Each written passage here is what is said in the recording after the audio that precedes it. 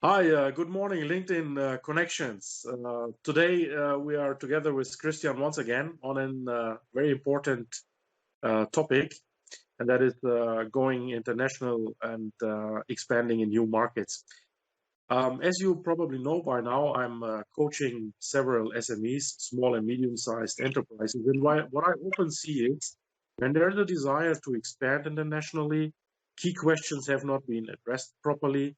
Most of the time, the owner or CEO, as the leader, requires often substantial help.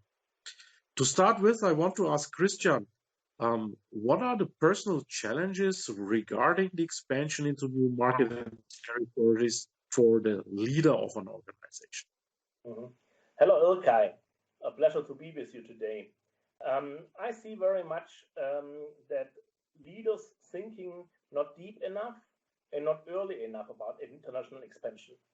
Most of the time, people thinking about international expansion when the home market is either stale or if they have no chance to sell their products anymore. So they're coming to some very fast decision. Okay, let's go and enter the international market without thinking about the implications and what they really have to do. And often they follow this approach only half-hearted and have a very opportunistic view of going there. For example, they're sitting together with their friends, which are entrepreneurs as well, and they're talking about what are you doing? What are you doing? Oh, you're going to Dubai and expanding and opening an office. Okay, next week they're going there also. And then they wonder, they're investing a lot of money and the outcome is not what they desired. And the others think, oh, this international expansion is a bad idea, while in fact it was just poorly prepared and poorly executed. Mm-hmm. And what specific recommendations do you have then for companies according to your international experience? The key, what I see, is you have to be very clear what you can bring to the table. What can you offer? What is your unique selling proposition? A lot of people don't know really how they are perceived at the market. Yeah, they know and can sell their product, but they really don't have a really grasp what is really happening and where in the world could be similar industries to what they're serving right now.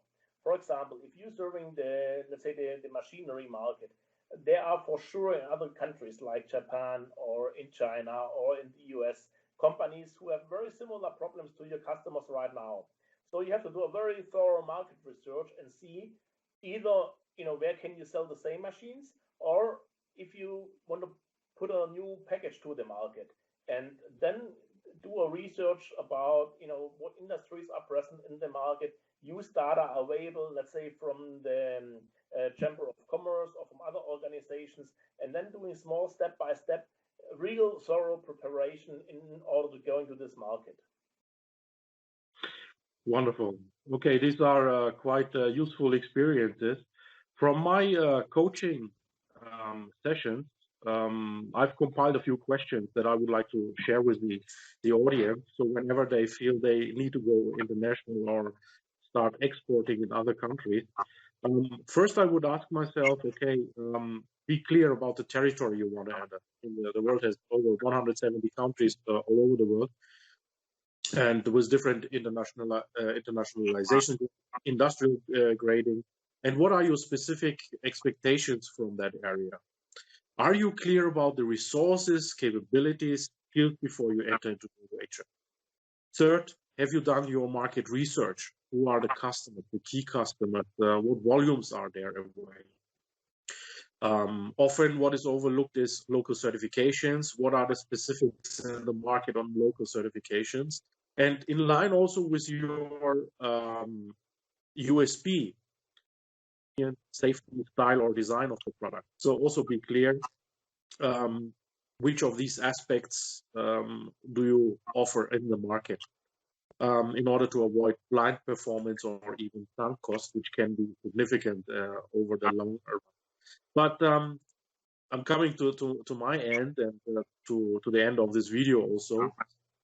I think we both agree, once you have started entering a new market, by all means, do not pull the plug too early, but think through your concept and sustain your concept. Let it mature and then go. I would like to add one thing, Ilkay. I think what we have seen in our talk now is that both important points are strategic. That's what you're covering with your company, and also the leadership aspect, which is coming close very much together. And I can only recommend, to get as much help as possible. Ask people like Ilka or maybe myself about help in the very early stage, because every euro or dollar what you're investing in the beginning, it's something you save 10 times more afterwards in avoiding pitfalls which are very common. Okay, thanks, Christian, for your concluding words, which I fully agree, of course. And thanks for LinkedIn community. Please drop your direct mail to us, or give us your comments, what you think is important and maybe overlooked in our coaching here when going international.